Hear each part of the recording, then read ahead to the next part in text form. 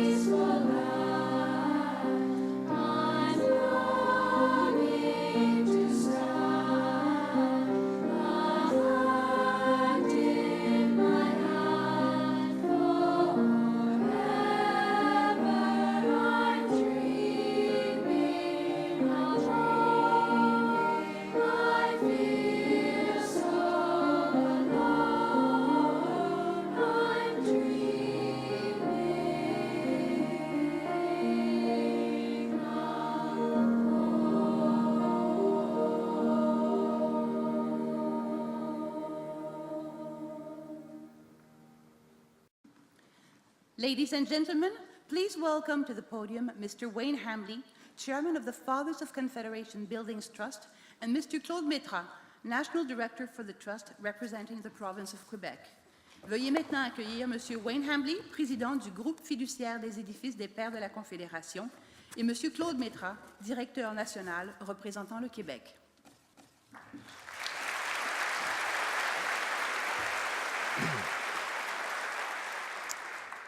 Thank you very much, and a special thanks, folks, to Don Fraser and the members of the Confederation Youth Chorus for that wonderful rendition that they've just performed.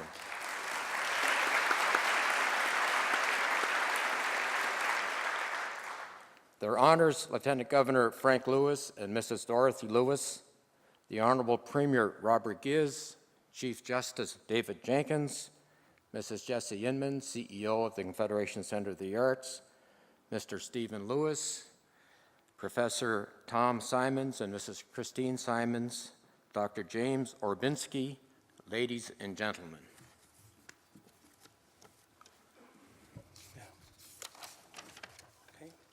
Afin de donner suite aux bons mots et aux salutations d'usage que le président du Conseil vient de faire, nous reconnaissons la présence des dignitaires qu'il vient de mentionner et que M. Wayne Hambley a salué avec tout le mérite qu'ils ont. Nous en sommes à notre 12e édition de cette causerie de la remise de la médaille souvenir. Permettez que je mentionne et que je souligne l'esprit visionnaire du président et des membres du conseil du groupe fiduciaire, voulant que cette conférence se déroule dans les 2 langues officielles du Canada. Welcome to the 12th Symons Medal Lecture on the State of Canadian Confederation. The Symons Medal Lecture provides a national platform for distinguished Canadians to discuss the current state and future prospects of Confederation. The lecture is held each fall here at Confederation Centre to mark the anniversary of the first meetings of the Fathers of Confederation in Charlottetown in 1864. Confederation Centre of the Arts was built to commemorate the 100th anniversary of the Charlottetown Conference, and this year was a special year of celebration for us here at the Centre as we are commemorating our 50th anniversary. It was a unanimous decision of the Board of the Fathers of Confederation Buildings Trust to create a truly national annual lecture that focuses on the state of Canadian Confederation. Each year, the Symons Medal honors a Canadian lecturer who has made an extraordinary contribution to the public good, to Confederation, and to Canada. And we are delighted that Mr. Stephen Lewis has agreed to deliver the 2014 Symons Medal and Lecture. The Symons Medal Lecture is named after Professor Thomas H.B. Symons, a great Canadian patriot, educator, and fellow member of the Trust. We are pleased to recognize Professor Symons and his contribution to Canada, and we are privileged to have Professor Symons and his family here with us today.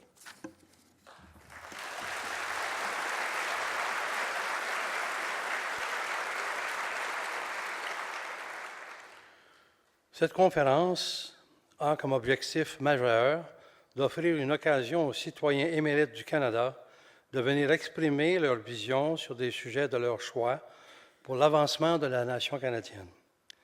Quel moment plus approprié que de souligner le fait que les pères de la Confédération sont venus à Charlottetown en 1864 pour y tenir leur première réunion dont nous célébrons cette année le 150e anniversaire. Le Centre des arts de la Confédération a été construit pour commémorer le 100e anniversaire de la Conférence de Charlottetown et nous avons célébré cette année nos 50 ans d'existence. Ce n'est pas sans raison que le Conseil des fiduciaires a pris cette décision unanime de créer cet événement et de choisir comme conférenciers d'éminents Canadiens qui, par leur engagement et leur savoir, sont reconnus pour leur rapport à l'avancement de la société. Nous sommes enchantés que M. Stephen Lewis ait accepté de prononcer la causerie. Along with the honor of delivering the lecture, each distinguished guest speaker receives the Symons Medal in recognition of their contribution to Canada's Confederation. The Symons Medal is a creation of Dora de Pedri Hunt, a world-renowned Canadian coin and medal artist. This, her final design of her 95-year life, was inspired by the Jean-Paul Lemieux painting entitled Charlottetown Revisited. C'est avec émotion que nous présentons à nos conférenciers cette médaille souvenir et en reconnaissance de leur importante contribution envers la Confédération canadienne. Ce souvenir a été créé par Mme Dora de Petrie Hunt, artiste de renommée mondiale. Elle s'est inspirée du tableau de Jean-Paul Lemieux, dont le titre est Charlottetown Revisité. The 2014 Symons Medal and Lecture would not be possible if not for the generous support of the following: the Symons family, the province of Prince Edward Island, the Government of Canada, and the following endowment funds which make ongoing contributions to the Symons Medal and Lecture: the Frank and Dorothy Lewis Fund, the Symons Trust Fund. And folks, at this time, I would also like to thank Jesse Inman and all the staff members of the Confederation Center for their tremendous contribution that they put into making this lecture event a success. And they do a tremendous amount of hard work, and I think we owe them a big round of applause.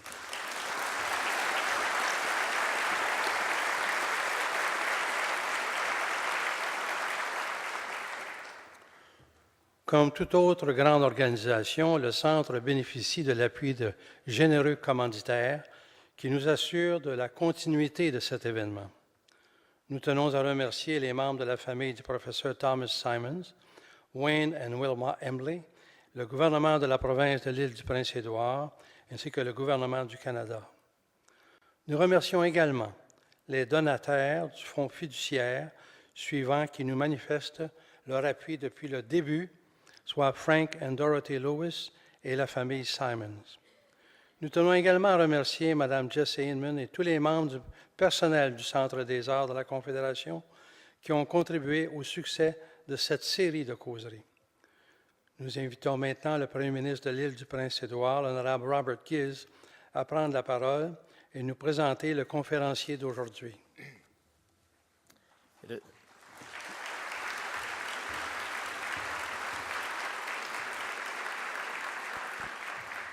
It is now my pleasure to invite the Honorable Robert Giz, Premier of Prince Edward Island, to introduce today's distinguished lecturer.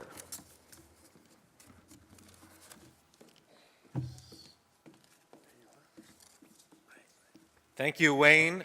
Merci, Claude. Your Honors, Mr. Chief Justice, our guest lecturer, distinguished guests, members of the Confederation Center Building Trust, ladies and gentlemen. Je suis très heureux de vous voir si nombreux d'aujourd'hui à l'occasion de la causerie annuelle Symons sur l'état de la Confédération canadienne. C'est avec plaisir que je vous souhaite la bienvenue au nom du gouvernement de l'île du Prince-Édouard. Tout d'abord, je désire remercier le Centre des arts de la Confédération et le groupe fiduciaire des édifices d'avoir parrainé la causerie. Cet événement offre à d'illustres Canadiens une tribune nationale pour discuter de l'état actuel et de l'avenir de la Confédération. Elle permet aux Canadiens de s'interroger sur notre pays et son avenir. This lecture, of course, is named for Professor Symons, a distinguished Canadian, a friend of the Confederation Center, a friend of Prince Edward Island. It has been started by Professor Symons to create a dialogue where distinguished Canadians have the opportunity to present their views on the state of our Canadian Confederation. This, of course, is an extremely important year, not only for Prince Edward Island, but also for Canada, as it celebrates the 150th anniversary of the meeting that started our great nation. And today's speaker is someone that I'm very much looking forward to hearing his perspective on our great nation, on where we've been, and on where we are going in the future. It's a great honor to welcome Stephen Lewis to Prince Edward Island. Throughout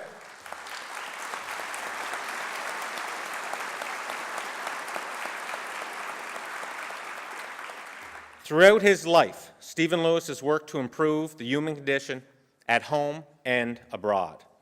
For 15 years, he served as a member of the Ontario Legislature and became the leader of the Ontario New Democratic Party and leader of the official opposition. His dedication and passion earned him the respect of people of all political persuasions.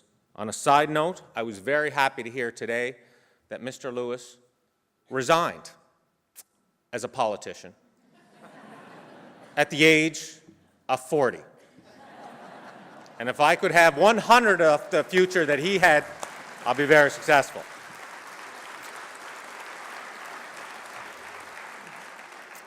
He served as Canada's ambassador to the United Nations from 1984 to 1998 and was the Deputy Executive Director of UNICEF from 2001 to 2006. And he was the UN Special Envoy for HIV, AIDS in Africa and drew world attention to that tragic problem. Continuing that vital work, he serves as board chair of the Stephen Lewis Foundation in Canada and is co-founder and co-director of AIDS-Free World in the United States. He's a senior fellow of the Enough Project, a past member of the board of the Clinton Health Access Initiative, and Emeritus Board Member of the International AIDS Vaccine Initiative. He also served as a Commissioner on the Global Commission on HIV and the Law, which issued a landmark report 2 years ago. His long and illustrious career on this and other issues has given him a unique perspective, which he shares as Distinguished Visiting Professor at Ryerson University and as Professor of Practice and Global Governance at the Institute for the Study of International Development at McGill University. He's the author of a best-selling book called Race Against Time. Today, his lecture is entitled, A Socialist Takes Stock. When I heard that title, I thought, that is a very interesting title. And I believe that as a Canadian and as an Islander and as someone who feels very fortunate to call this place our home, we are so fortunate to live in a country where our future and our past has been decided based on negotiation, on compromise, and on debate. And I believe that Stephen Lewis is someone who is dynamic, who has a great passion for this country, for our world, and he's someone that I'm very much looking forward to help us make sure that the next 150 years in our country is going to be even better than the first 150 years in this great country. So I'm very much looking forward to listening to Mr. Lewis today, to having him stimulate our minds on how we can be better and do better. And at this time, it is my pleasure to invite Mr. Stephen Lewis to the podium to receive the Symons Medal from Claude Maitron and Wayne Hambley, and then deliver his remarks. Mr. Lewis.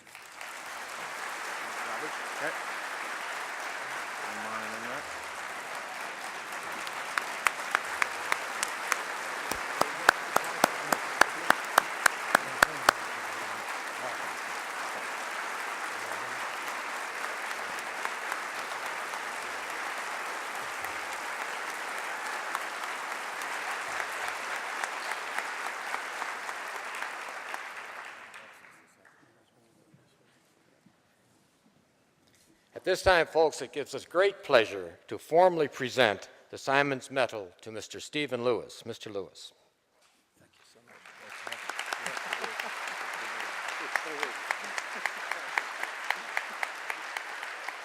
We're going to, maybe we're not, Why don't we put it down here? I'll set it here for the moment.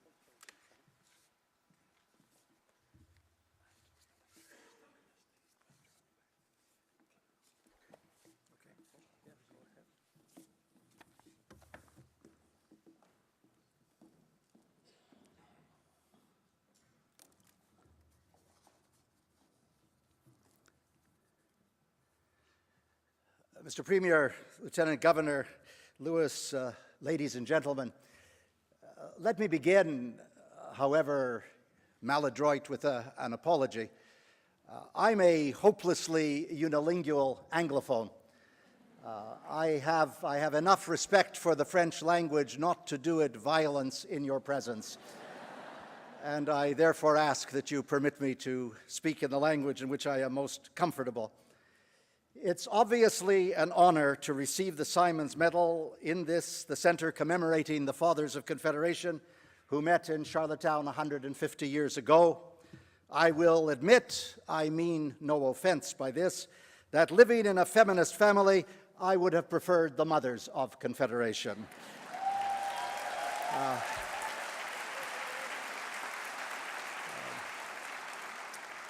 But the struggle for gender equality is not contingent on the patriarchs of yesteryear, so my marriage will remain intact. I am a lifelong fan of Tom Symons. We don't know each other all that well, but I very much remember him as an educational guru in my days at the Ontario Legislature, then in his remarkable career as the architect and president of Trent University, and later still in his role as chair of the Ontario Heritage Trust. In fact, if memory serves, I once made a speech courtesy of the Trust with Tom Symons front and center throughout. I hope I do him no dishonor by saying that I always thought of him as one of those exemplary red Tories. I shall have more to say about those red Tories shortly, but for the moment, let me simply add that they were positively luminous compared to the pre-Paleolithic Neanderthals who followed them.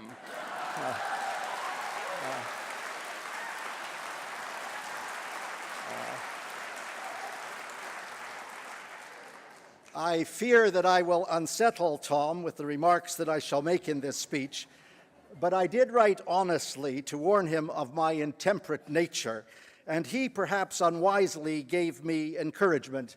If I may mangle Shakespeare, the fault, dear Thomas, is not in our stars, but in yours alone. 10 days ago, I had dinner in Montreal. I'm teaching at McGill this semester, as you heard, with Paul Martin. He was, most of you will recall, the Symons lecturer last year. It was a very helpful dinner because he filled me in on all of the aristocratic niceties I should anticipate on this engagement. So I asked him for a copy of his text. He sent it, and I realized that at the opening of his lecture last year, in a fashion of wholesome elegance, the Honorable Paul Martin acknowledged practically everyone in the room and by name. But you see, titular eccentricities aside, Paul knew everyone. I know no one. He was a successful Liberal Prime Minister. I was a New Democrat in Ontario whose political career was one of transcendental futility. So don't expect elegance from me. As a matter of fact, in order to avoid listing by degrees of eminence all the notables in this chamber, I shall resort to an old Nigerian tactic employed at the opening of every speech: all protocols observed. But let me not dispatch the former Prime Minister quite so quickly. His speech last year on Aboriginal Canada was a tour de force. I want to touch on a certain aspect of Aboriginal reality myself, and reading Paul Martin was enormously helpful. But there's more to it than that. There's something in addition that helps me frame my remarks. I want to relate a little-known piece of Canadian history in which Paul Martin played a central role. In December of 2003, the World Health Organization, in response to the HIV/AIDS pandemic, launched what was known as the 3x5 campaign. It was the brainchild of Dr. Jim Kim, now the president of the World Bank, but at the time the head of HIV at WHO. The entire premise was to take the new antiretroviral drugs that had become available and pursue treatment doggedly so that 3 million people would be receiving treatment by 2005, hence the catchphrase 3x5. There was, however, a significant problem. In the high prevalence countries of sub-Saharan Africa, there was neither the scientific nor technical expertise sufficient to get things going. The World Health Organization had to place a crew of experts in every one of those countries, and the cost overall was estimated to amount to something between $50 and $100 million. As usual, WHO was largely broke. Jim Kim got in touch with me. We had forged a friendship based on our mutual involvement in AIDS, and he pleaded for Canada's assistance. Other countries had declined. I went straight to Paul Martin, then the Prime Minister, and asked for help. Within a remarkably short time, Canada found the necessary millions, and 3x5 was unleashed. It didn't reach the target of 3 million by 2005, but the tide of treatment had begun and could never be reversed. It's fair to say that millions have lived who would otherwise have died. What the Honourable Paul Martin did was truly memorable. It's one of those footnotes to history that means more than the text. Why do I raise it? Because it could never happen today. There's not the slightest possibility that a similar appeal would receive a similar response. And that's because, over the last decade, the culture of politics has changed in Canada. The political dynamic, the political gestalt, if you will, has altered in this country, perhaps irreversibly. It doesn't make me happy. In fact, it throws me into a rage. This speech is an opportunity to disgorge views from an unabashed left-wing standpoint of some of the ways our country and its politics have, in my respectful opinion, hit a nadir of indignity. I obviously can't begin to cover every aspect that scars my soul, so I shall choose, very selectively, 5 subjects that illumine our present and future Confederation, the decline of Parliament, the suppression of dissent, the Aboriginal dilemma, climate change, and international affairs. I will admit that these subjects may not resonate with some in the audience. My problem is that I have been out of the country so much of these past few years that I'm limited as to choice. Almost 60 years ago, 1955 to be exact, my father, David Lewis, delivered a public lecture entitled A Socialist Takes Stock. In his memory, I thought I'd give this lecture the same title. I suspect he'd be pleased.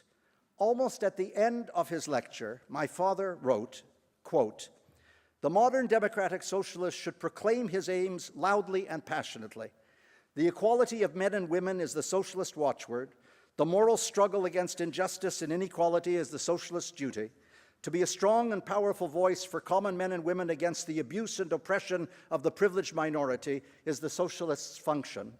And to forge an ever finer and higher standard of values and a richer pattern of life and behavior is the socialist's dream." I love those words. They're not some exercise in philosophic romanticism. They're a credo worth embracing, and for me, they stand as a set of principles that should guide political life.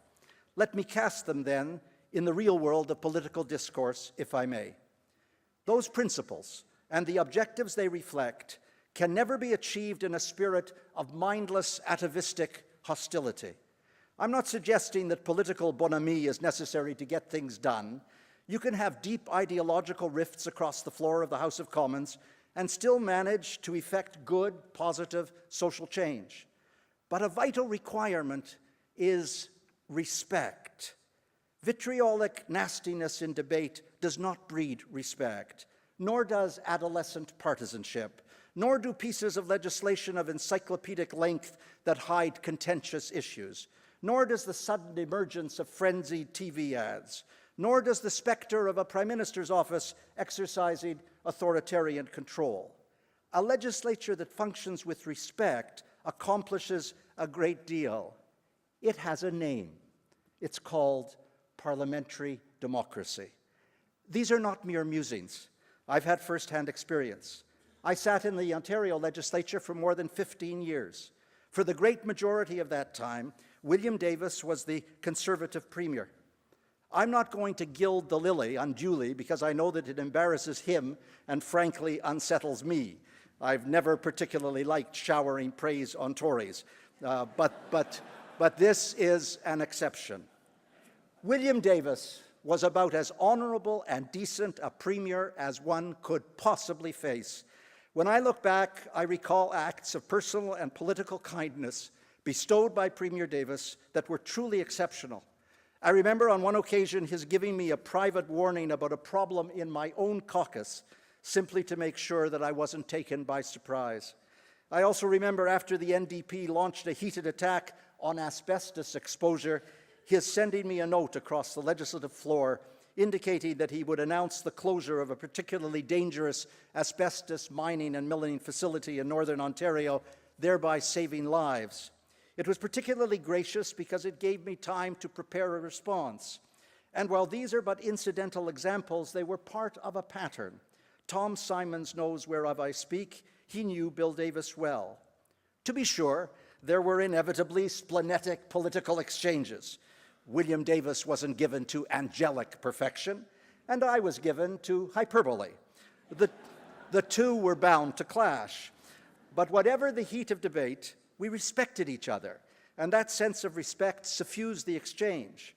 After the rhetoric was over, we remained good friends. Indeed, we remain good friends to this day.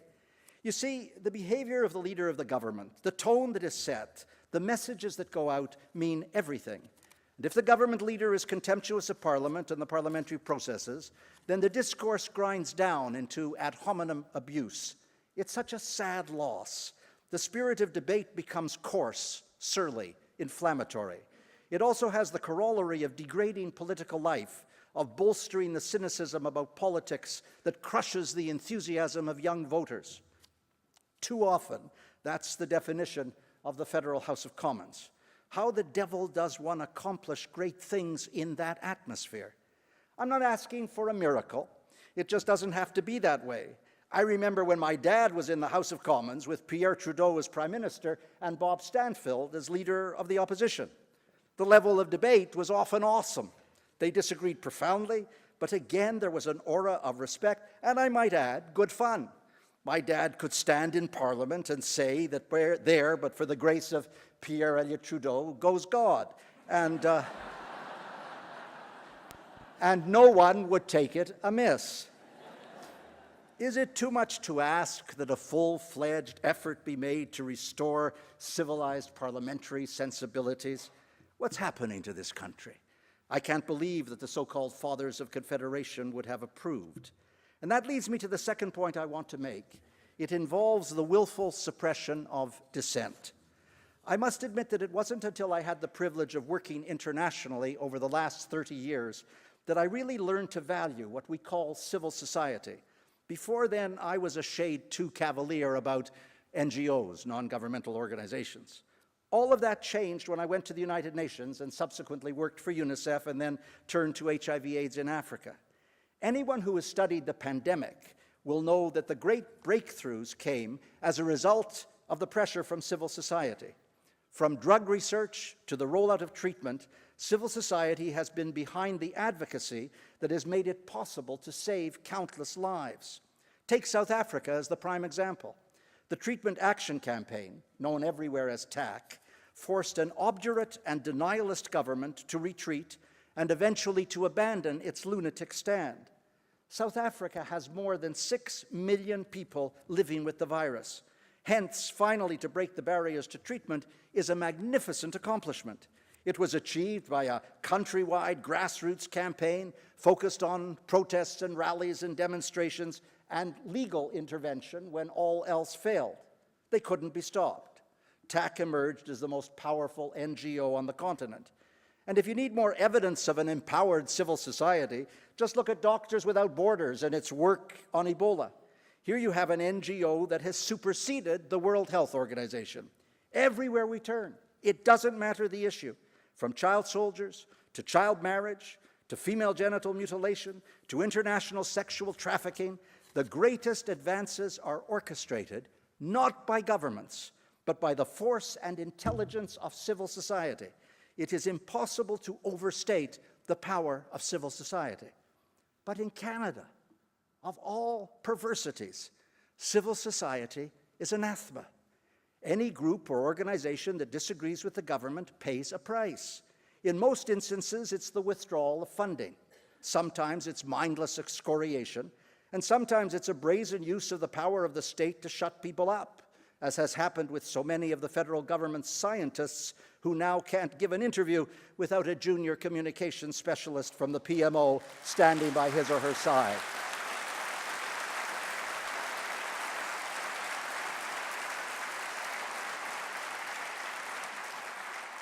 I can't begin to list all of the civil society organizations that have had their government funding slashed or altogether removed. Many of them address international issues. In particular, if you dare to disagree with the government's support for Israel in the Israeli-Palestinian conflict, then your financial days are numbered. But it extends far beyond that. The cuts in funding to women's groups are spectacularly egregious.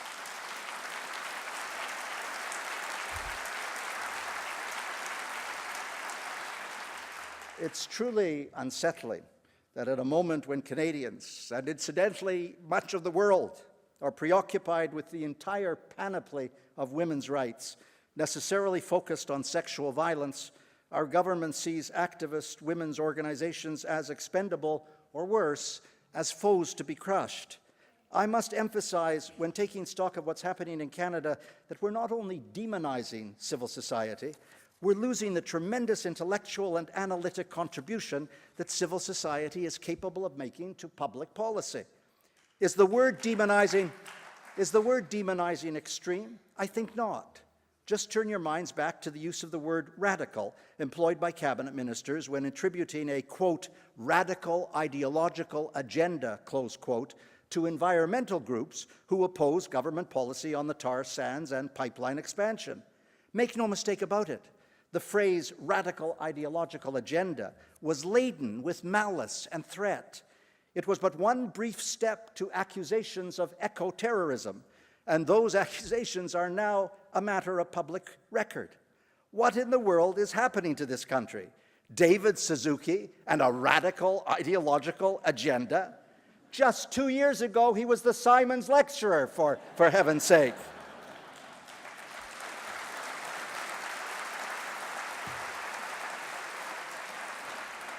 Have you allowed these hallowed halls to be infiltrated by tremors of terrorism? And what about the Chief Justice of the Supreme Court of Canada? Is she also concealing a subversive agenda, given the allegation of improper judicial behavior hurled at her by the Prime Minister, no less? It amounts to the slow, inexorable whittling away at democratic norms. And there is no shame whatsoever. There is a radical ideological agenda gripping this country, but it's not the environmentalists or the other targeted groups committed to the quest for social justice. It's the political leadership. And it gets worse. It gets worse. Honestly, I sometimes feel as though we're channeling Richard Nixon's enemies list. Well, mind you, his phantasms were driven by paranoia. Ours are driven by malevolence. How else to describe the use of the Canada Revenue Agency as an arm of government to harass and intimidate those with whom the government disagrees? It's called victimization by audit. I must admit that I've rarely seen anything so pernicious, nor so blatant. Progressive groups, from the Suzuki Foundation to the Canadian Centre for Policy Alternatives, are under the audit microscope, while outfits like the Fraser Institute and the C.D. Howe Institute bask in splendid immunity. The Canada Revenue Agency claims absolute independence in the choice of those whom they audit. They should have Pinocchio as their mascot.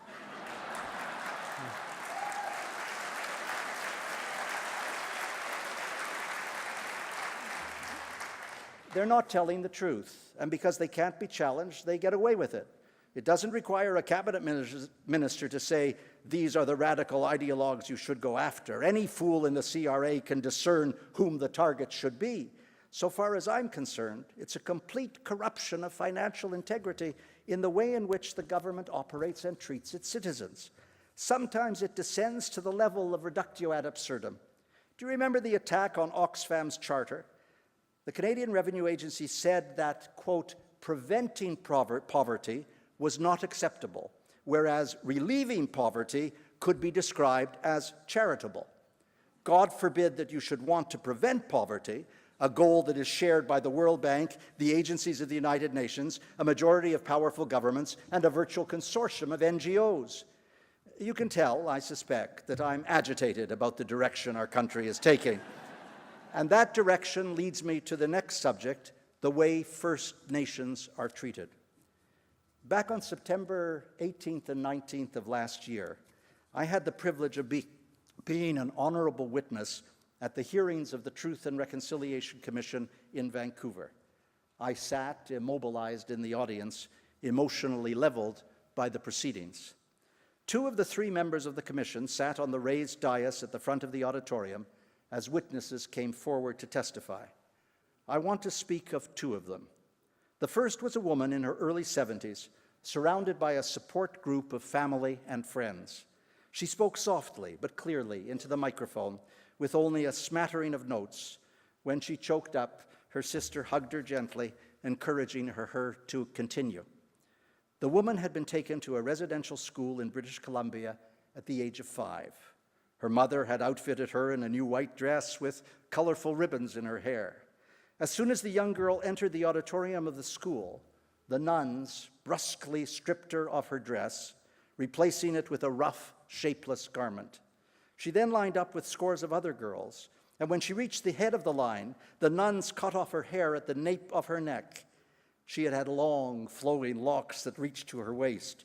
Her mother and grandmother had told her that her hair was a matter of great beauty and pride. It's hard to imagine anything more frightening and devastating for a child, but more there was. It became clear in the subsequent remarks, submerged in tears, that years, literally years of physical violence and rape had followed. The next witness was a man of similar age, also joined by a clearly devoted support group. I shall extract but one sentence from his testimony. He said, shame etched in every word, I was 11 years old when they pulled my pants down. I'm no sweet innocent. I've encountered a lot of horrific stuff in my life, but I have to admit I was stunned by the revelations that flowed from the testimony. I kept asking myself, how could this happen in Canada, my country, when so many people knew exactly what was going on? I realized that residential schools have been endlessly discussed and analyzed, but it is an awful truth that the residential school inheritance remains unresolved to this day.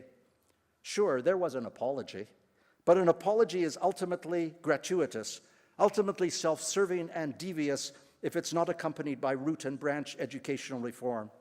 And as things currently stand, and as Paul Martin eloquently pointed out, the shortfall in educational expenditure per capita for Aboriginal students is 20 to 30% or more compared to non-Aboriginal students in Canada. It dooms great numbers of Aboriginal kids to a flawed and fractured educational experience. Unqualified teachers, crummy facilities, dilapidated buildings, no libraries, gymnasiums, or computer labs. It was ever thus. Yes, there's a parliamentary bill waiting in the wings, but First Nations leadership is split on its utility. In absolutely indicative fashion, the government will not contemplate a compromise. It's not the only area where the government holds fast despite the clamor of Aboriginal voices. For me, the worst example is the refusal to establish a commission of inquiry into the 1,181 murdered and missing Aboriginal women.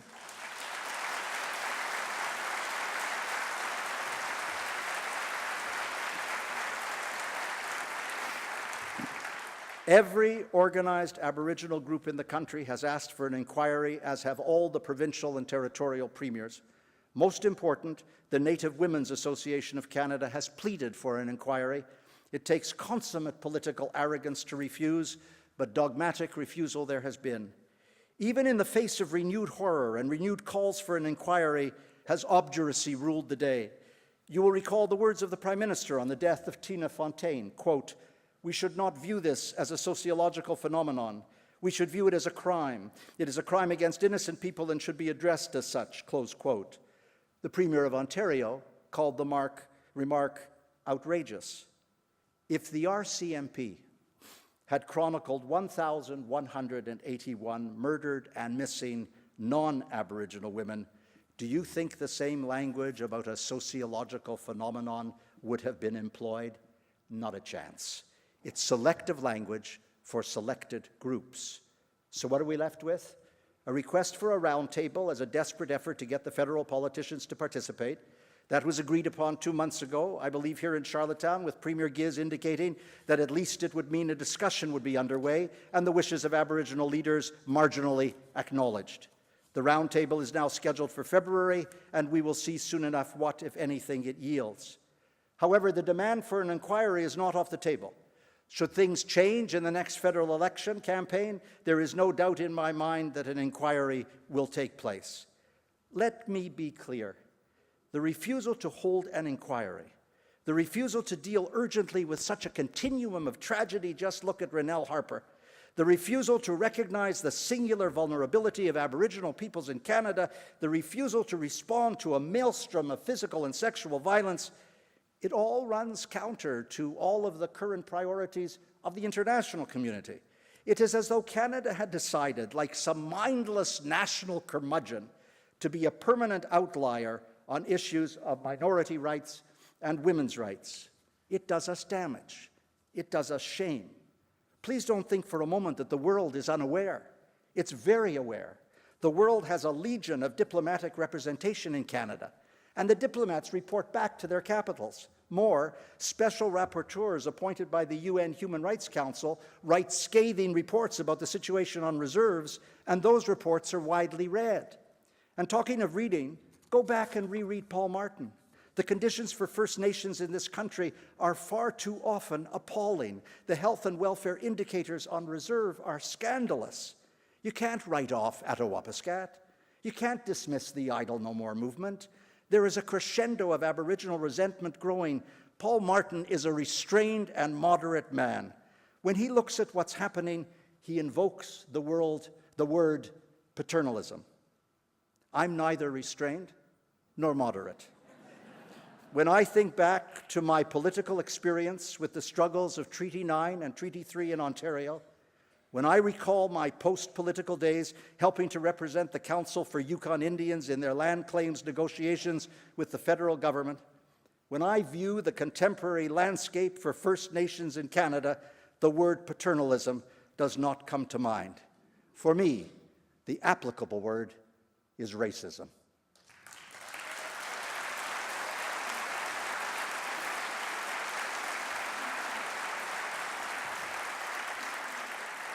It's a terrible mistake to devalue the strength of the Aboriginal community. The fetishism around resource development and pipelines of the present government is going to have to depend heavily on Aboriginal partnership. If that partnership is resisted, the government is in severe trouble, and as it turns out, that trouble on other fronts may be increasing with every passing day. It leads me, logically then, to my next issue, climate change. Allow me once again to speak personally about another little-known episode from the past. As I was about to leave the role of UN ambassador, Prime Minister Mulroney asked me to be involved in one last departing event. Well, he didn't really ask, he just told me what I'd be doing. He appointed me to chair the first major international conference on climate change titled The Changing Atmosphere: Implications for Global Security. It was held in Toronto at the end of June 1988 and was addressed by an astonishing group of scientists and politicians, ranging from Dr. James Hansen of the NASA Goddard Institute for Space Studies, who came directly to the conference after testifying before a Senate subcommittee in the United States, through to Gro Harlem Brundtland, the Prime Minister of Norway, who had just completed her landmark World Commission on Environment and Development. The conference was extraordinary. There were 300 in attendance from 46 countries and international organizations. The discussions were knowledgeable and intense. Fascinatingly, the targets that were set back in 1988 at that conference and never reached are in many instances the same targets we are internationally renegotiating today. When the conference was over, I was instructed to draft a conference statement. I did so, along with a close colleague from the Department of External Affairs. Allow me to read an extract from the opening 2 paragraphs. Quote, "Humanity is conducting an unintended, uncontrolled, globally pervasive experiment whose ultimate consequences could be second only to a global nuclear war. The Earth's atmosphere is being changed at an unprecedented rate. These changes represent a major threat to international security and are already having harmful consequences over many parts of the globe. Far-reaching impacts will be caused by global warming and sea level rise, which are becoming increasingly evident as a result of continued growth in atmospheric concentrations of carbon dioxide and other greenhouse gases. The best predictions available indicate potentially severe economic and social dislocations for present and future generations. It is imperative to act now." End quote. That was more than 25 years ago. As you know, we haven't acted. The words crafted back then could well have been used in the most recent and final report of the Intergovernmental Panel on Climate Change. I shall not review the evidence of what our reliance on fossil fuels is doing to the planet. Surely everyone is familiar with the actual and looming consequences. It's incomparably depressing. I teach this material at university, and I'm persuaded that we're heading for an apocalyptic event before 2050 that will eclipse every tsunami, every hurricane, every explosive climatic onslaught we have thus far known. The inescapable need to shift urgently and dramatically away from coal, oil, and natural gas to renewable sources of energy seems to be recognized by virtually every country on the planet, save Canada. We are religiously devoted to the tar sands regardless the consequences. This is a massive mistake in public policy for 5 reasons. First, there is a resurgent climate movement underscored by the United States-China agreement, by the extraordinary response to Naomi Klein's new book, This Changes Everything, by the massive divestment campaign underway, and by the 400,000 people on the streets at the end of September when the United Nations held its climate summit. Second, and already referred to, is the resurgent Indigenous rights movement in Canada, affirmed most recently by the Supreme Court itself. The pipeline multinationals can no longer get away with unilateral trampling over Indigenous lands.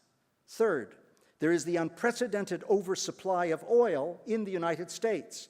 As President Obama has just said in response to the Keystone XL pipeline controversy, Canadian oil from the tar sands is not destined for the United States.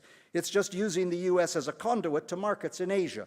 The shale gas generated from fracking now renders the tar sands redundant. Fourth, renewables, whether wind, solar, biomass, or nuclear, are now ready for prime time. Germany's economy is powered 25% by renewables and growing. China is aiming at 20% of energy supply from renewables by 2031. It may well be that at the point the tar sands are ready for increased production, the oil will no longer be wanted even by Asia. Fifth, the drastic drop in price makes all further tar sands development problematic. In the last number of months, expansion plans have been cancelled by Shell Oil, by the French company Total, $11 billion of moratorium, and Norway's State Oil, $2 billion. They also cite limited pipeline capacity, and they know that it's only a matter of time before a carbon tax is levied. But when all is said and done, there is a paramount reason to jettison the existing love affair with the tar sands. We simply cannot compromise life on this planet. We have no right to endanger succeeding generations, and that's what the tar sands development will do. That's what bitumen extraction will mean. No matter what the soothing rationalizations, increased production from the tar sands means increased carbon into the atmosphere, and that means we are contributing to a planetary meltdown. It may not come until 2100, but on the present trajectory, it will come. And that means that we consciously put our grandchildren and great-grandchildren in mortal peril. Who in the world wants to put those youngsters in mortal peril? How can we continue to allow Canada, with the possible exception of Australia, to be seen as the worst carbon culprit amongst all Western nations? When international negotiators speak of the possibility of an international climate change treaty in Paris in December of next year, they have a caveat. The caveat is Canada. Will we ever sign a treaty?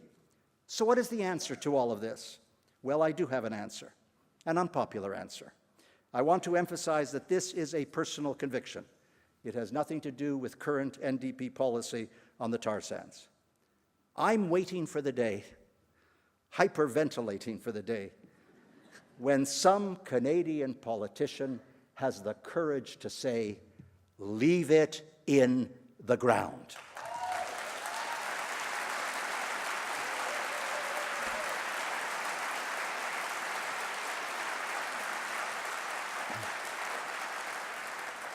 This isn't meant to be irresponsible. It's not meant to be done overnight. Meant to be phased in over a given limited period of time with an Herculean commitment to finding alternative employment in negotiation with the local unions. But as important, coincident with the phase-out, would come an equally Herculean commitment to the development of renewable energy. If Germany can do it, so can Canada. We have significantly higher annual levels of sunshine and an astronomical wind power potential. Do you know that 33% of Denmark's energy needs are now derived from wind power? We haven't begun to explore the renewable energy possibilities, not to mention the exponential growth in employment that will accompany development of renewables. But for the moment, the profits from the tar sands trump the prospects for the planet. Would that it were otherwise, and that brings me to my final point. Canada's position on the world stage is in freefall. People should not assume that obsessive devotion to a militaristic culture and a sharp crack at Vladimir Putin constitutes international kudos. It may win. It may win a few points here and there among like-minded Western states, but everyone understands that it's meant for domestic consumption on the eve of an election year. We lost our run for the UN Security Council. That was almost beyond belief. We were humiliated by Portugal. Now, I could understand that in soccer, but this was multilateralism. The defeat reflected the adverse way in which we're viewed by so many countries. Our position on climate change speaks directly to that perception. Our obsession with trade agreements is not seen in a flattering light by developing countries. Our freeze in foreign aid is bewildering to many. There was a time when CETA was the pride of international development assistance. Now it's an object of ridicule. Our abrupt severing of aid to a number of African countries won no plaudits. Our relatively paltry response to Ebola has not gone unnoticed. Our reluctant embrace of family planning and refusal to deal with abortion prompts legitimate questions. Our thoroughly nasty treatment of refugees, our ugly response to asylum seekers, that raises flags about human rights in many forums. Our partisanship on the Middle East, obviously that's a problem. Yes, there is some admirable support for maternal and child health, but even there, it's terribly difficult to figure out exactly what's going on. Everything lacks transparency. Is it an ephemeral dream to think that Canada could be a voice among nations, counseling hope and principle and resources and policies that embrace the public good? Is it an ephemeral dream to think that Canada might provide peacekeepers once again instead of bombs for ISIS? We're almost silent at the UN.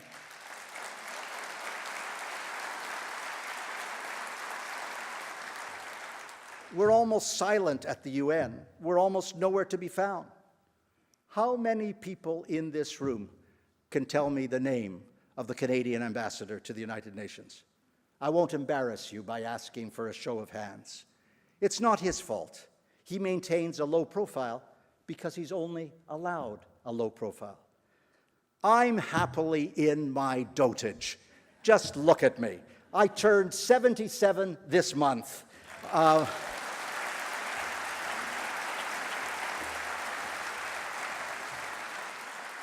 not running for public office.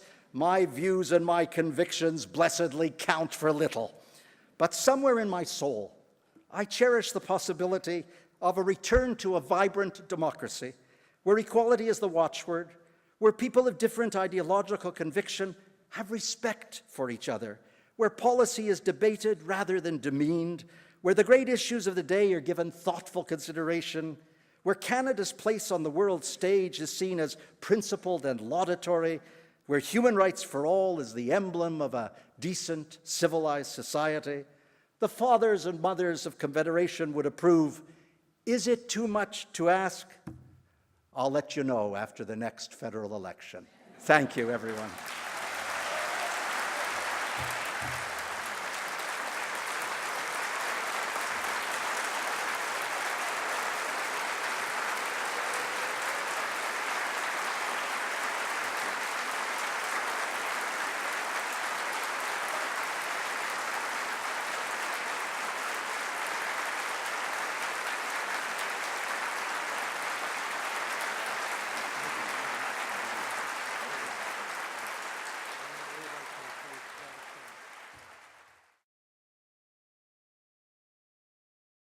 Ladies and gentlemen, first of all, a very sincere thank you to Mr. Lewis, but to officially thank him in a more appropriate way, I'm going to invite Dr. James Orbinski to the podium to thank our guest lecturer. Dr. Orbinski is an officer of the Order of Canada, is a Canadian physician, writer, and humanitarian activist with impressive international credentials, especially when it comes to global health. In 2013, Dr. Orbinski became the chair in Global Health Governance and director of the Africa Initiative at the Center for International Governance Innovation. He has been president of the International Council of Doctors Without Borders. He is also co-founder and chair of the board at the medical humanitarian organization Dignitas International. Vous comprendrez que toutes les remarques que le président vient de faire, je ne les répéterai pas en entier. Nous sommes heureux d'accueillir le Dr. James Orbinski. La réputation du Dr. Orbinski n'est plus à faire. Ce médecin, auteur, officier de l'Ordre du Canada, est réputé sur la scène internationale pour son travail auprès d'organismes humanitaires, dont Médecins sans frontières. Nous lui cédons maintenant la parole pour pour les mots de remerciement. Dr. Rubinski, if you will come up, please.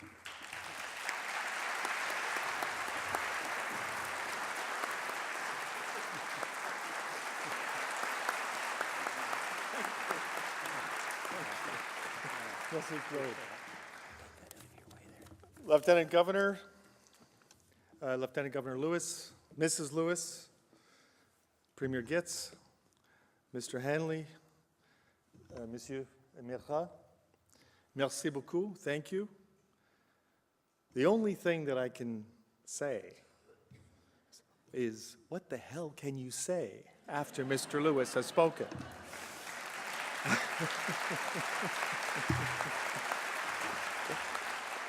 I'd like to thank the Symons Medal Committee, and most especially Professor Tom Symons, who is a man I have long admired as a great Canadian. I'd like to thank them for inviting me to give this very brief reply to Mr. Lewis's address on the state of the Confederation. A socialist speaks. Now, Stephen has indeed spoken, and even the threat that he might do so has provoked a veritable stampede to this event from across this PEI. It's an island where few more than 140,000 hardy souls are happily ensconced warmly in its farmlands. Such is the magic of Stephen Lewis that the 1,200 tickets were sold out within 2 hours. Now, this speaks volumes to the reach and the deepest respect with which this extraordinary man is held. He is an unapologetic democratic socialist. He is the envy of liberals and conservatives across this great land of ours. And so I ask, what is the magic of this man? He is Canada's most beloved citizen.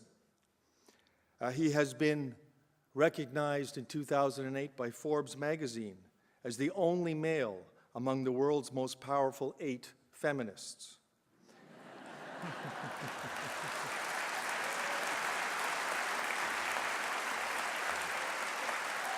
And he is the most respected Canadian internationally alive.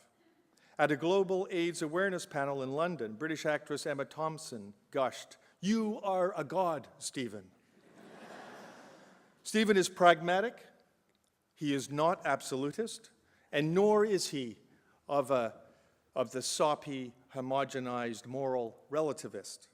He is irrevocably committed to justice, and not in name only, but in the action of creating more of it.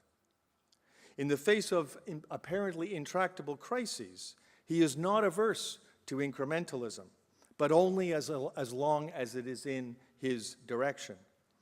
And yet there are moral boundaries that he will not cross. As his former chief of staff and my dear friend Jerry Kaplan described Stephen, if that means undiplomatically criticizing irresponsible governments or even his own laggard UN colleagues, so be it. The cause takes priority over starchy international protocol. Stephen has spent a lifetime battling on behalf of the oppressed, the persecuted, the outcast, the ignored, and the demeaned. Now, Stephen is doubly intense as he is intelligent, and he is blindingly intelligent. I do not pretend in any way to know the heart of Stephen Lewis, but I do have a feeling for something of the effect that he has had and continues to have on us as Canadians and to the world beyond our borders. His early career was a time of what has been described as les 30 années glorieuses, or the 30 glorious years, that followed the devastations, the turmoils, and the horrors of 2 world wars and the Holocaust. The United Nations was born in 1948, as were the Bretton Woods institutions, the World Bank and the IMF. And even in the face of the emerging and then polarizing Cold War, there was a deep, deep sense that international development could mean comprehensive improvement, expansion, and deepening of social policy in a collaborative, consensual, global framework. There were many, many, many like Stephen who willingly participated in a collective determination to create a peaceful world with respect for humanity in its many forms and its many aspects. It was this sense of possibility that brought Stephen, an impulsive, passionate, feeling man, to Africa. He went for a week and he stayed for a year, first as a teacher in Ghana and then as a school principal in Nigeria. He was even arrested, but unfazed, in South Sudan, saying, quote, "It was only for a few days. They brought me a Coke, so I figured they weren't planning to kill me." In 1961, a year after I was born, he was called back by his father, David Lewis, and Tommy Douglas to help build the federal NDP. Stephen dove in without hesitation, but not without first meeting and asking to marry on their first date his now lifetime partner and friend, Michelle Landsberg. He eventually led the Ontario NDP party, and then, at the height of the Cold War, served as Canada's ambassador to the United Nations. There, in active, daily collusion with Conservative Prime Minister Brian Mulroney, Stephen led Canada's charge against the apartheid regime in South Africa.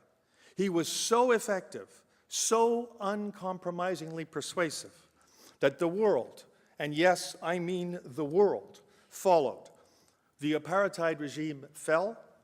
Nelson Mandela became the first elected black president to the new rainbow nation of South Africa, and Stephen and Mandela were then the deepest of friends for life. So what is the magic of Stephen Lewis?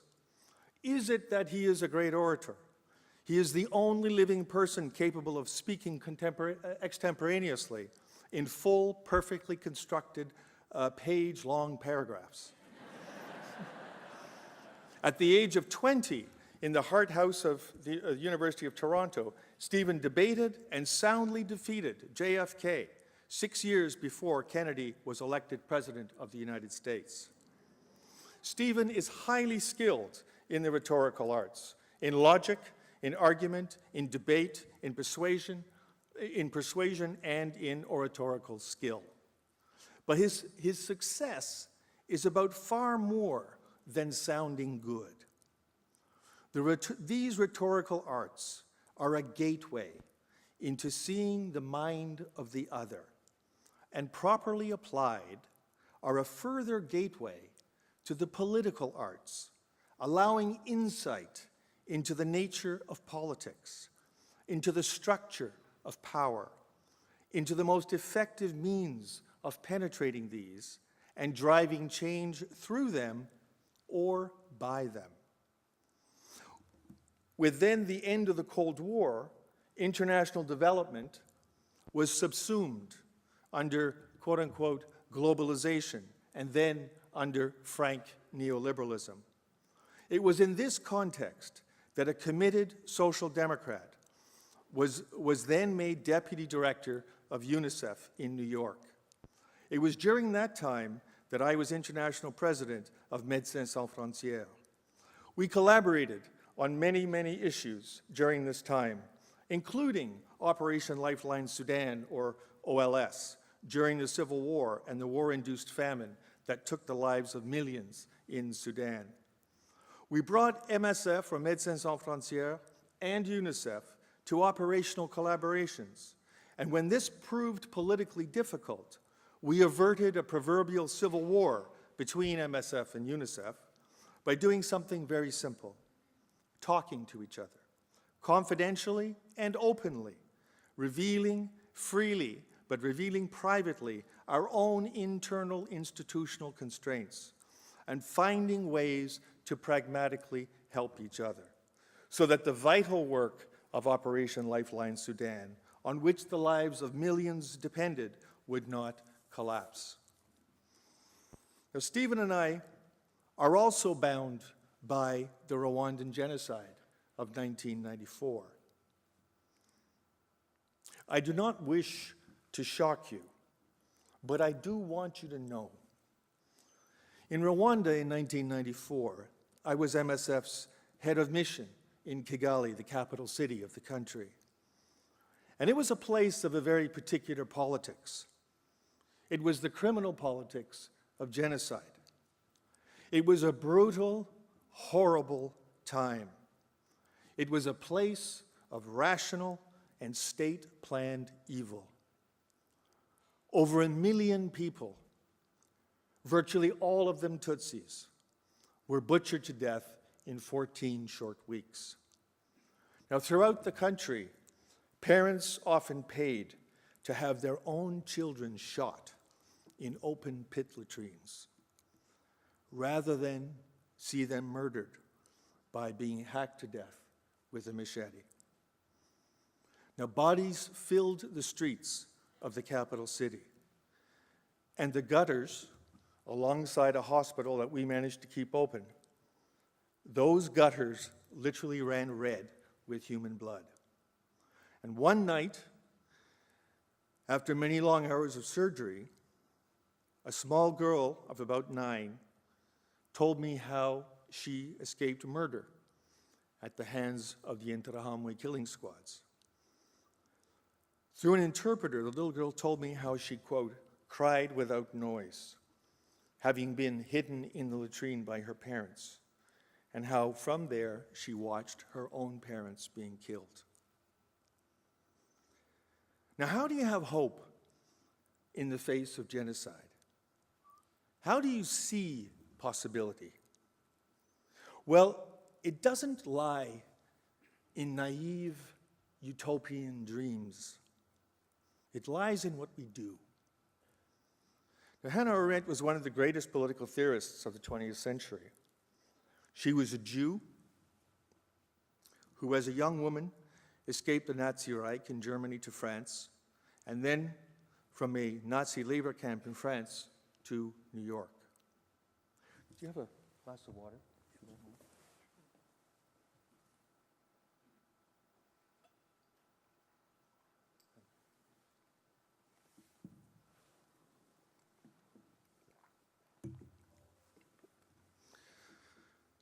She escaped from France to New York. Now, hers is a story of persecution, escape, and then of obligation. And parenthetically, and albeit in an earlier time and in a different way, it is a story not dissimilar to that of Stephen's grandfather, Moshe Lewis, who lived through the Russian Revolution, was a political prisoner, and who eventually escaped to Montreal, where he became secretary of the Jewish Labor Committee. Now, for Hannah Arendt, as an academic in New York, she dedicated her life following the Holocaust to trying to understand the origins of political totalitarianism. And she dedicated her life to trying to understand the essential nature of politics and of political and civic action. And she did so as an antidote, or to trying to pursue the creation of a political antidote to the reemergence of totalitarianism. And she argued that the first political act is not to claim one's rights, nor is it to claim protection under a political constitution. But she argued that the first political act is always simply to speak. And in Arendt's conception, speaking necessarily implies an equal willingness to listen. And both listening and speaking must be followed by action. Now, Stephen listened, spoke, and acted as a key leader in the United Nations Fact-Finding Commission on the Rwandan genocide. There could not be a more morally irreproachable man for this most horrific of horrific tasks, a task that bore the full weight of history, a task for which, if there is to be any human future for Rwanda and the international system that failed it, the truth, the full truth, in its every particularity, must be told. The experience of absorbing the terror of others, of defining and articulating the failure of our international community, This is seared into the very being of Mr. Stephen Lewis. It could not be otherwise. In this, and in so much more, he has given voice to the suffering of this little girl, a voice that can now never be silent for all future generations. As the United Nations Special Envoy to Africa on HIV/AIDS, Stephen also carried the same weight for Africans suffering with HIV/AIDS. The AIDS pandemic, an injustice if ever there was one, fueled by patriarchy, by misogyny, and a thinly veiled political indifference to the entirely treatable and preventable suffering of millions in the developing world. And he has listened, he has spoken, he has agitated, he has organized, he has strategized, and he has worked tirelessly and relentlessly. It is not an overstatement, and Stephen will cringe at me saying this, to say that Stephen's ability to listen, to speak, and to act by identifying political opportunity has all but single-handedly mobilized a global community of activists to achieve previously unimaginable successes in the struggle against this injustice. He has sparked others.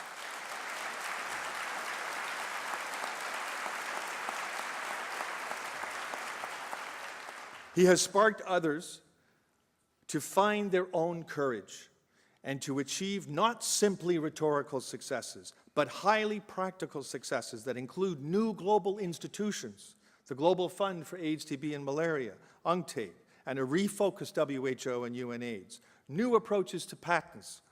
10 million people, 10 million living, breathing human souls are now on full treatment for HIV.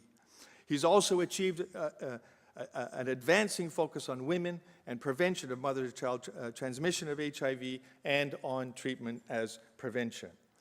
He has revolutionized our approach to HIV/AIDS, and this has spilled over into defining an entirely new domain, a domain we now call global health. So what is the magic of Stephen Lewis, this man that Time magazine in 2005 recognized as one of the 100 most influential people in the world? Well, a characteristic that's always struck me about Stephen is the intensity and the focus with which not he speaks, but the intensity and focus with which he listens and absorbs all that is around him. A rather shy student of his told me last year, quote, very simply, he sees me. As he listens, he struggles genuinely to grasp fully and stand under or understand the meaning of what the other sees and experiences. Humility is the key that opens the door to that space where the warmth of being human is held and contained. And it offers clarity, it offers insight, and it offers seeing. What is the magic of this man? It is that in listening, speaking, and doing, he draws from that place between us, that place that too often is made mute by indifference, by silence, and by forgetting. Now, Stephen's accomplishments, nationally and internationally, are legion. He is unrelentingly, unswervingly, and shamelessly opportunistic in his commitment to justice, fairness, and equity. He has shown us that we can be our better selves, and he has shown us how to pursue that elusive goal of being our better selves. This is his most powerful and enduring impact in Canada and internationally. It is an understatement to say that we are today, in this second decade of the 21st century, in the midst of converging global crises in food, in fuel, in climate, in economy, and most especially in governance. If we are to succeed at all in this, our 21st century, we need a new and a genuine humility. We will need clearly articulated values, a reframing of our relationship to each other and to our biosphere, a looking for openings, for opportunities, and a pragmatic focus on issues of the commons. This demands engagement, not by only one or some, such as Stephen Lewis, but by us all.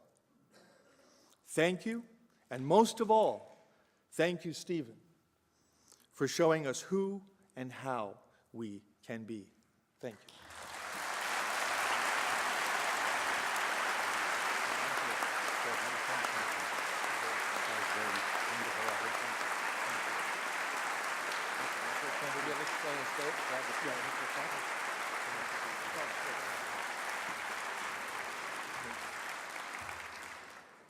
Thank you, Dr. Obrinsky, for so clearly articulating the tremendous contributions that Mr. Lewis has made not only to Canada and to the world. And folks, Mr. Lewis has agreed to answer some questions from the audience. If you would like to pose a few questions, we have microphones in each aisle, and we have about 15 minutes for questions. So please make your way to a microphone. A couple of simple rules. Please identify yourself, and if you're recognizing a particular institution or association that you're with, and we'll ask Mr. Lewis to respond. Pour la période de questions, il est bien sûr que certains micros sont dans les escaliers. Il faut être bref et se nommer afin que nous puissions garder la période de 15 minutes maximum pour les réponses aux questions. Monsieur Lewis. So we'll start with the lady on my right, and this microphone right here. Please give names, organization, and how you vote. My name is Marion White. I'm with the Island Peace Committee. I've never voted Conservative. And I'm a card-carrying democratic socialist like yourself. Thank you. I would like you to, coming from the Island Peace Committee, we're outraged that Canada is at war. And I would like some response from you on that reality and the fact that life is going on here in Canada while we are at war in that part of the world, in the Middle East. And that's my question, but I also wanted to acknowledge that I'm sitting behind a group of grandmothers that are wearing these lovely scarves, and I wanted you to perhaps give us a quick update too on the foundation and the grandmothers' work, and we're very proud to have a few grandmothers groups here. Thank you. My foundation, and it's mine in name only because it's run by the staff. I merely chair the board, and the board is a delicious rubber stamp and no more than that. The staff came together and decided on the support of grandmothers in Africa who have buried their adult children and are looking after their orphan grandchildren. And it's had a tremendous impact internationally.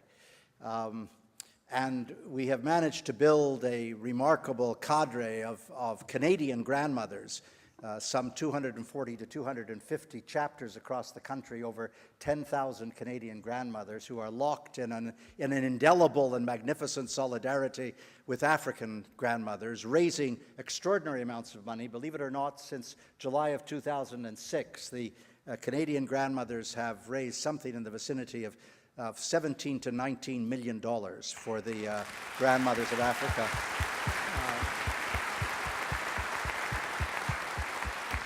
And I want to tell you with some pride, because it's so unusual, the foundation did a film on a grandmother's tribunal, which we held in Vancouver last year. No, it was this year, I guess, earlier this year, in which a group of judges, as it were, commented on the testimony which was given by African grandmothers whom we brought to Vancouver, who talked not only of their human needs, but of their human rights, and the fact that the struggle has moved from the satisfaction of needs to the affirmation of rights.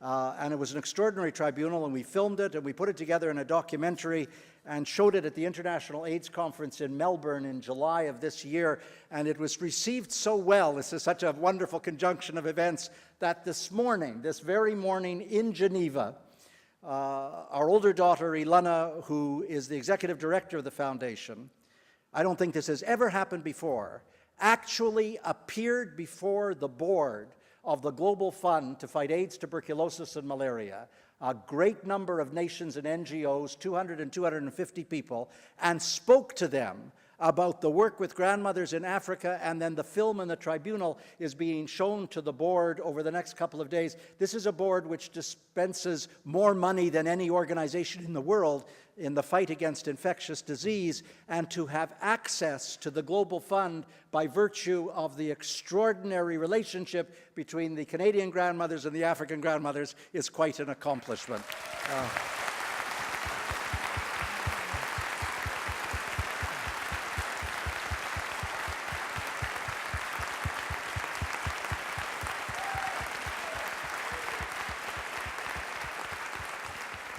It's usually not enough to applause. Usually they require whistling, stamping of feet, slapping of tambourines. I have learned that if I don't acknowledge grandmothers in the audience, it's worth my life. So I thank you for being here. As to the first question, which was entirely valid, it's really a matter of what your ideological sensibilities are and what you think your requirements or priorities are in terms of the role that Canada can play. And it's clear that the present government of Canada is more comfortable with a militaristic role.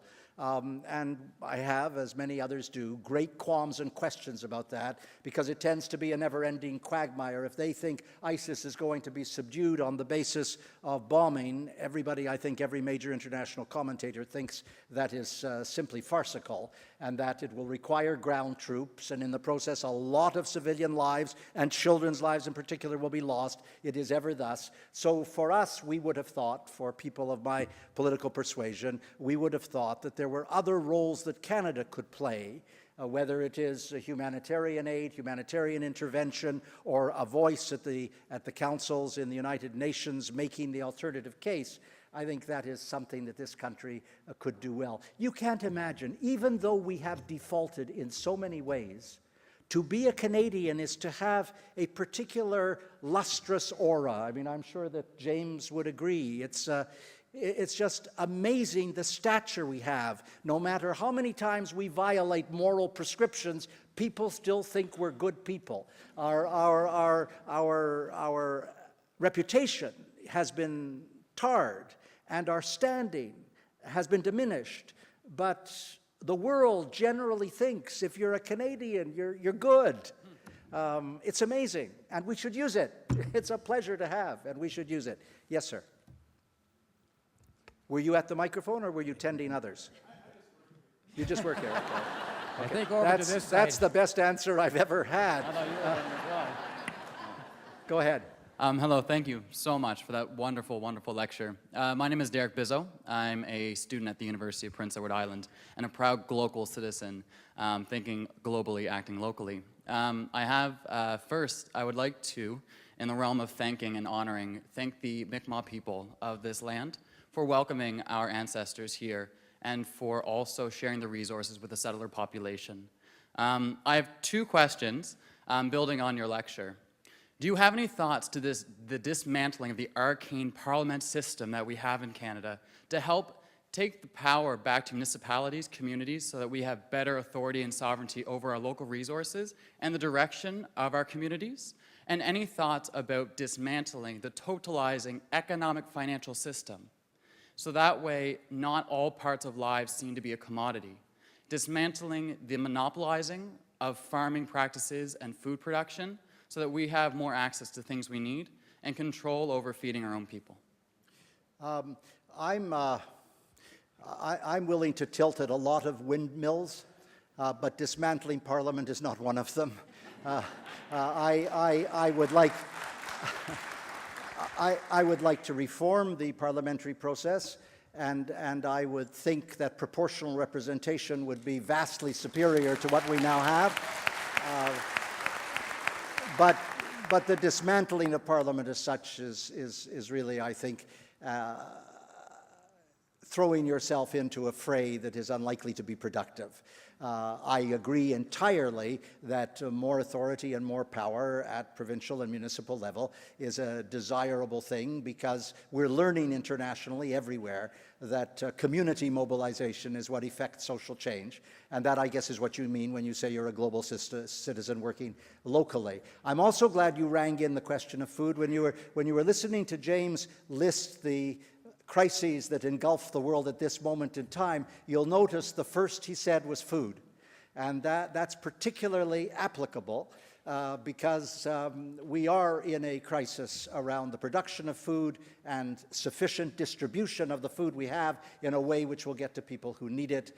And whether it's the mechanized farming, whether it's genetically modified foods, whether it's the massive farms that are overtaking small farmers, all of these things tend to be statistically chronicled but inadequately responded to.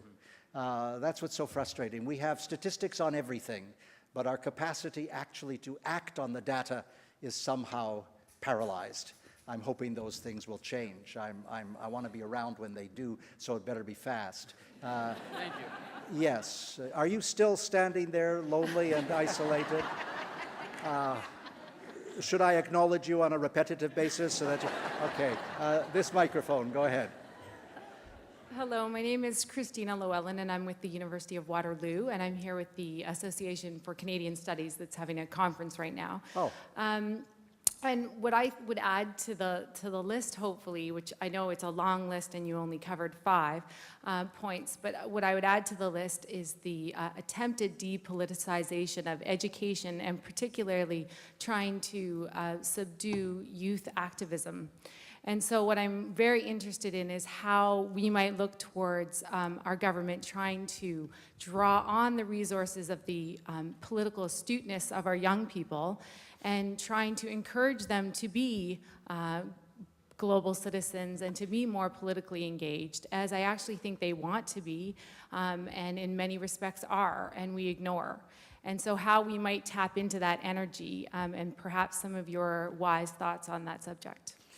I taught for a number of years at McMaster in Hamilton, and I do teach now in the January to April term on an annual basis at Ryerson. And I have loved my one semester seminar course at McGill. And what all 3 of them have shown me is this insatiable appetite on the part of young people to change the world. I can't get over it. They really want to make a difference. It's admirable and formidable equally. And I think that we don't need much encouragement to have them plunge into trying to change and improve this world. But you do have to have some political leadership as well as the civil society leadership which says this is a worthwhile thing to do, and we're going to create avenues for you. We're going to make it possible for you to travel or to study or to engage. And that's not happening. And that's what I meant by the degrading of the political culture. It is so forlorn for so many young people to watch what is happening politically and to feel hope. We have to change that. And obviously you can change it in the educational system if you want to, if you have leadership educationally to do so. But you do have to have a different feel and tone in your politics. I don't want to be a romantic about it, but honestly, you just have to have a different feel about what's important in the world and convey it on a regular basis, and that can make all the difference in the world. Dr. Orbinski teaches in a much more serious way than I do at institutions, and there's no doubt that that he will have encountered over and over again young people who, given any encouragement, will, both within Canada and outside of Canada, make a contribution. I don't think it's that difficult. I think all you have to do is open a door. They're just ready to plunge through. I was telling James earlier of the impact his book has had on some of my McGill students. And that was really interesting because the book is an extraordinary exposition of the various components of his life, so often in desperately difficult circumstances. And it really struck a chord. I was fascinated by the chord it struck because that's what students want to do. They want to get out into those difficult circumstances and make a change. Behind you. Hello, my name is Emma, and I'm a master's student at Dalhousie University. Mr. Lewis, thank you so much for coming today. I was wondering if you could comment on the restructuring and politicization of Canadian foreign aid, especially during the Harper government, especially in light of this morning's news of $127 million. Those supposed to be allocated towards foreign aid will be coming back into the budget, which appears to be to look like the government has a surplus, as well in terms of foreign aid being allocated to more foreign aid being allocated to countries such as Peru in light of Canada's mining interests in Peru. So I was wondering if you could touch on this politicization of aid and how Canada can move away from this and hopefully at some point achieve the 0.7% GNI target. I fear that I might sound partisan. So I will respond cautiously. Effectively, the federal government has dismantled the Canadian International Development Agency. They will claim it is still in place. But by integrating into the Ministry of Foreign Affairs, they have sapped it of its strength and its legitimacy, and around the world people know that. It's also much more difficult for the Canadian International Development Agency to apportion grants and loans to good works and good NGOs in a number of places because those NGOs have been cut off and CETA has been told not to. They've been told much more to give money to places with whom we want to have active trading relationships. That's why there is Peru. That's why we're doing it, because mining companies develop the country and or develop the profits for themselves rather than developing the country. And it allows us to develop the trading relationships. What's happened to CETA is brutal. I can't get over it, and by and large, we're in such a state of incoherence that we've capitulated. We've not been able adequately to fight back. The worst thing of all is the freezing of foreign aid. The foreign aid was frozen until 2015. When the next listing from the OECD emerges on official development assistance, it will show us at roughly 0.26 or 0.27% of gross national product.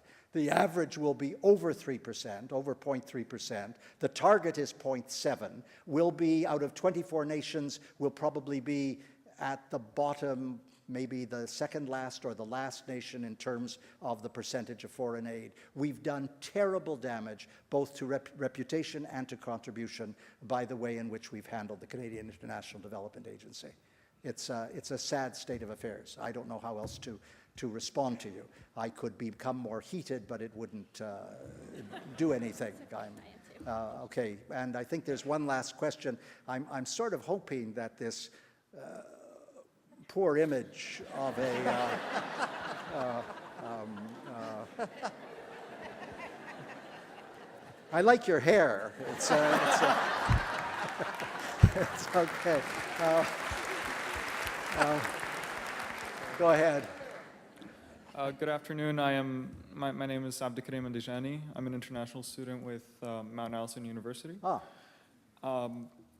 So recently, with the whole scare about ISIS and the gun attack in Ottawa, there's been a very, if anything, appalling tone coming out of the Harper government, something very scary and reminiscent of what happened to the United States a few years earlier. And I was wondering what, being such an outspoken person, which is quite admirable, honestly, what you had to say about the recent Zero Tolerance Against Barbaric Practices Act. Zero Tolerance Against Barbaric Practices Act. Yeah. Now, the barbaric, what were they talking of? Were they talking primarily of FGM or of terrorism? No. It was a regulation on immigration policy, it was against people who were engaged in either polygamy or arranged marriages, or as they called them, forced marriages.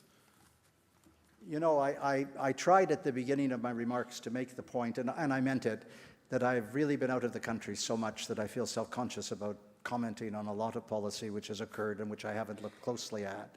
I've been very much aggrieved at the way in which we have treated refugees and asylum seekers, first in the cutting off of all health care, which even a Canadian judge pronounced as immoral and unacceptable, and took a terrible toll, and as interesting enough, forced a large number of medical personnel into the front ranks, and things have changed.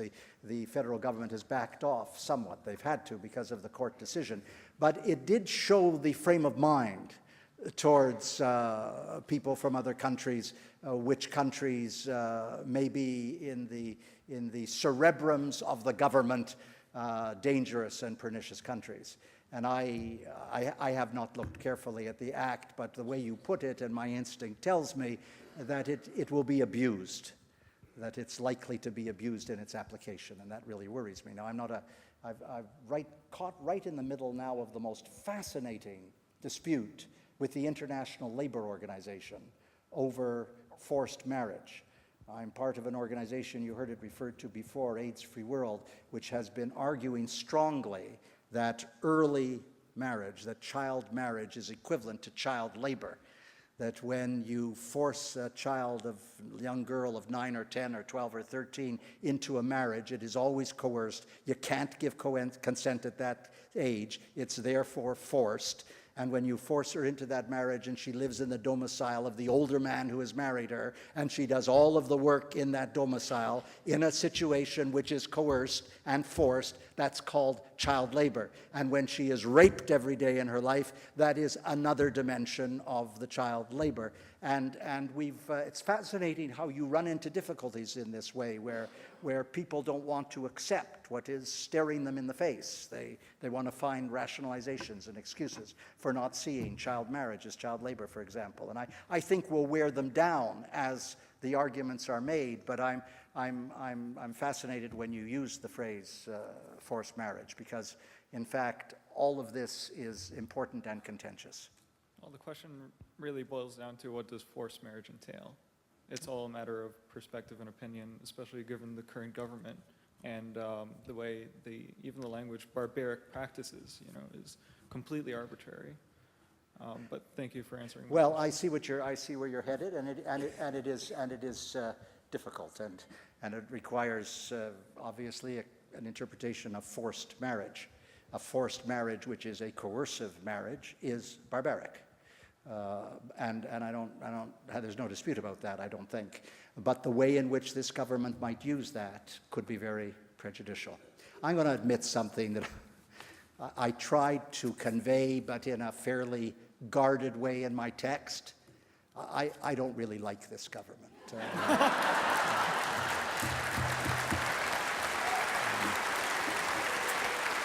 Thank you.